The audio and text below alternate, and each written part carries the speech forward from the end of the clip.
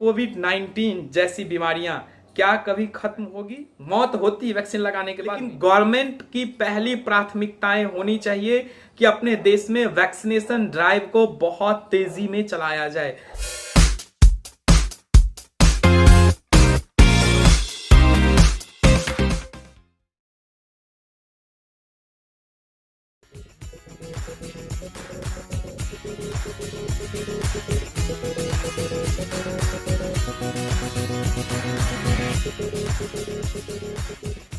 Hello everyone, नमस्ते। मैं हूं रितेश और आप देख रहे हैं नेशन फर्स्ट।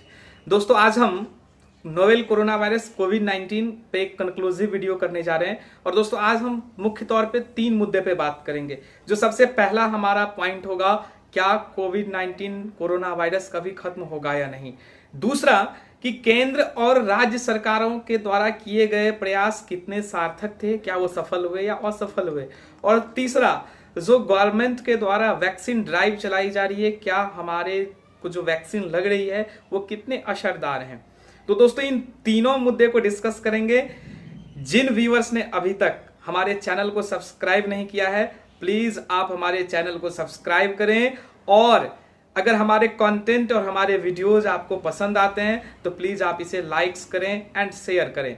तो दोस्तों, पहले मुद्दे को आज हम समझने की कोशिश करते हैं कि क्या नोवेल कोरोना वायरस कोविड 19 खत्म होगा या नहीं। अगर दोस्तों हम वायरस के इतिहास को समझें तो एक वायरस के बारे में हम बात करेंगे, स्पेनिश फ्लू, जो 1920 ईस्वी में पूरे वर्ल्ड में भयानक तबाही मचाई थी। स्पेनिश फ्लू से भारत में करीब 5 से 10 लाख लोगों की मौत हुई थी और नोवेल कोरोना वायरस से ज्यादा तबाही उसने मचाई थी। दुनिया में एक अनुमान के तहत 5 करोड़ से ज्यादा लोगों की स्पेनिश फ्लू से मौत हुई थी। तो दोस्तों, क्या आज स्पेनिश फ्लू है? मेरा आपसे सवाल है। तो नहीं, आज स्पेनिश फ्लू नहीं है। वो बीमारी कैसे खत्म हुई? वो भी दोस्तों वैक्सीनेशन ड्राइव से ही खत्म हुई। गवर्नमेंट ने, दुनिया के अलग अलग देशों ने अपने जनता पे वैक्सीन ड्राइव चलाया, लोगों को वैक्सीनेट किया, जिससे वो बीमारी खत्म हुई, पूरी तरह से क्लियर हो गई। तो मेरा आंसर है कि कोविड 19 जैसी बीमारियां क्या कभी खत्म होगी?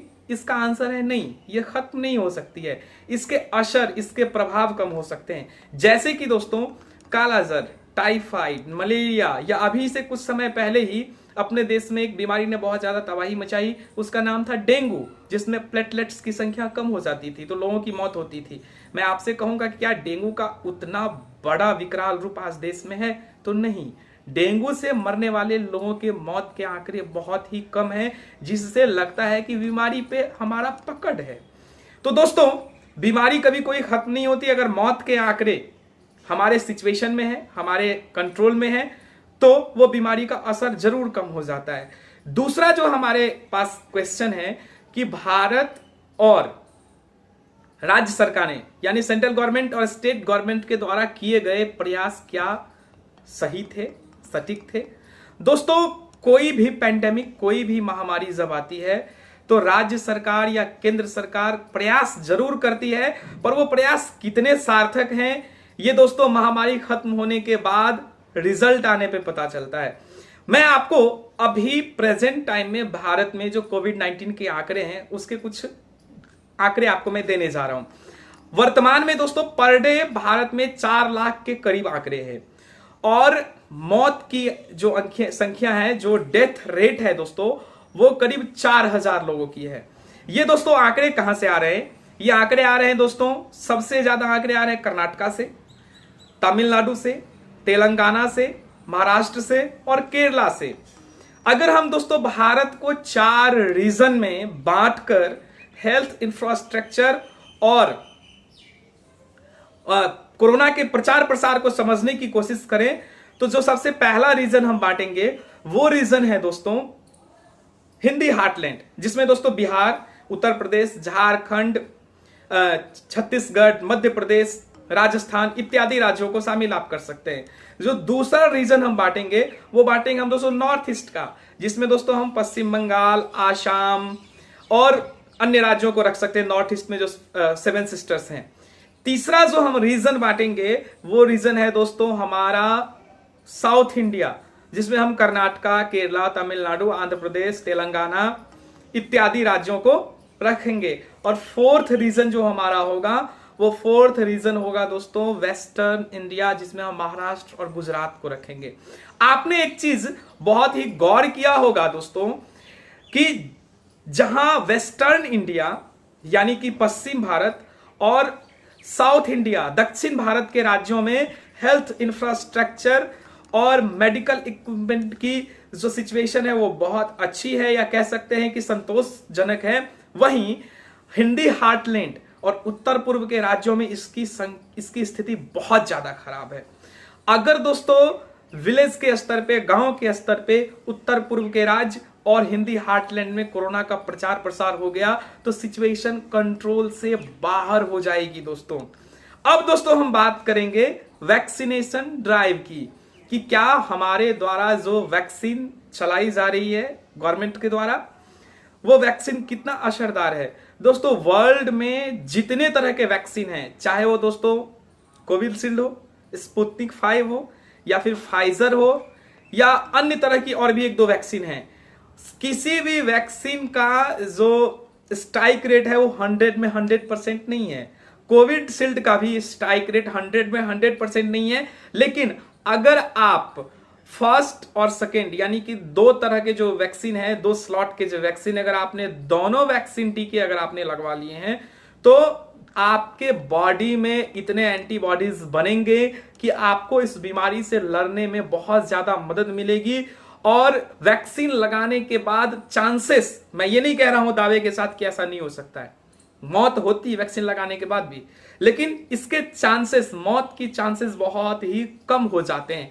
अब दोस्तों हम वैक्सीनेशन के आंकड़े पे बात करेंगे। भारत ने दोस्तों अभी तक कुल अपने देशों में 5 से 6 करोड़ 15 से 20 करोड़ के बीच में लोगों को वैक्सीनेट किया है। वहीं दोस्तों अगर अन्य देशों की हम बात करें, अमेरिका की बात करें, रसिया की बात करें, हम चाइना की बात करें, हम जर्मनी की बात करें, या अन्य यूरोपियन कंट्री की बात करें, तो वहां वैक्सीनेशन हमसे ज्यादा हुई है। उनकी आबादी कम है, ये एक अलग मुद्दा है कि उनकी आबादी कम है, लेकिन कम आबादी होने के बावजूद भी उन्होंने अपने देश में वैक्सीनेशन किया है। कहीं 51% हुआ है, कहीं 45% हुआ है, कहीं 53% हुआ है, कहीं 60% हुआ है, और इजराइल ने तो दोस्तों 80% से ज्यादा लोगों को वैक्सीनेट कर दिया है। तो एक आबादी सबसे बड़ा मुद्दा है। जहां अमेरिका की आबादी 20 करोड़ है, वहीं दोस्तों 20 से 22 करोड़, वहीं दोस्तों हमारे देश की आबादी 130 करोड़ से ज्यादा है। तो इतने बड़े देश में वैक्सीनेशन करना इतना आसान भी नहीं है, टाइम लगेगा, लेकिन गवर्नमेंट की पहली प्राथमिकताएं होनी चाहिए कि अपने देश में वैक्सीनेशन ड्राइव को बहुत तेजी में चलाया जाए। इस बीमारी से अगर लोगों को निजात दिलाना है तो आपको वैक्सीनेशन ड्राइव को तेज करना ही पड़ेगा। दूसरी चीज, जहां एक्टिव केस के आंकड़े सबसे ज्यादा हैं जिन राज्यों में, आपको उन राज्यों का हेल्थ इंफ्रास्ट्रक्चर पे ध्यान देना होगा। दो चीज की कमी तो कभी नहीं होनी चाहिए। ये जो सेकेंड वेव आया दोस्तों, आपने एक चीज बहुत गौर किया होगा कि सेकेंड वेव में सबसे ज्यादा मांग जो पहली चीज थी वो थी ऑक्सीजन, और दूसरी जो सबसे बड़ी समस्या आ रही थी वो आ रही थी बेड की। आपको मैं एक आंकड़े के अनुसार बताऊंगा, भारत के एक बहुत ही प्रख्यात डॉक्टर्स का मैं डिबेट देख रहा था, जिस डिबेट पे वो अपने विचार रख रहे थे। उन्होंने कहा कि जिस देश में आम दिनों में ऑक्सीजन का जो भरपाई है, अगर वो 900 टन में पूरे हो जाते हैं पूरे देश में, अगर उसी देश में एकाएक अगले 2 से 3 दिन में वही देश आपसे 900 मीट्रिक टन ऑक्सीजन की मांग करने लगे तो आप कैसे पूरा कर सकते हैं? दुनिया की कोई सरकार ऐसी नहीं है जो एकाएक 900 से 900 मीट्रिक टन ऑक्सीजन की आपूर्ति देश के अलग अलग हिस्सों में करे, वो भी इतने बड़े देश में। जहां दिल्ली में अगर ऑक्सीजन की मांग है तो दिल्ली के ऑक्सीजन के मांग की पूर्ति के लिए हम नॉर्थ ईस्ट पे डिपेंड है, हम बंगाल से, हम उड़ीसा से ऑक्सीजन मंगवा रहे हैं। तो संभव नहीं है एक स्तर पे सोचना कि गवर्नमेंट ये कर सकती है, गवर्नमेंट वो कर सकती है, गवर्नमेंट को ये करना चाहिए, गवर्नमेंट को वो करना चाहिए। सोचना सही है, पर दोस्तों जहां करने की बात आती है तो करने के लिए बहुत सारे इंफ्रास्ट्रक्चर की जरूरत होती है, बहुत सारे प्लानिंग की जरूरत होती है। और आपको जानकारी के लिए बता दूं कि भारत की सरकारें वर्तमान में नहीं, भूतपूर्व में भी दोस्तों सरकारें लचर स्थिति से काम करती आ रही है। तो गवर्नमेंट अपने स्तर पे काम कर रही है, हमारी जागरूकता, हमारा बचाव होगा। जितना हम अवेयर होंगे इस वायरस से, उतने ज्यादा हम अपने देश को, अपने समाज को और स्वयं को बचा सकते हैं। बाकी दोस्तों अगले वीडियो में हम आपसे मिलते हैं। जिन लोगों ने अभी तक हमारे चैनल को प्लीज सब्सक्राइब नहीं किया है, उन सारे व्यूअर से मेरा रिक्वेस्ट है कि आप प्लीज हमारे चैनल को सब्सक्राइब करें, और अगर हमारे कंटेंट और हमारे वीडियोस दोस्तों आपको पसंद आते हैं तो प्लीज आप इसे लाइक्स करें एंड शेयर करें, जिससे कि हमारी रीच दोस्तों बढ़ेगी और आपके सहयोग से ज्यादा सदस्य जुड़ेंगे। बाकी दोस्तों आप सभी का हृदय से आभार। मिलते हैं नेक्स्ट वीडियो में। थैंक यू, थैंक्स लॉट, धन्यवाद।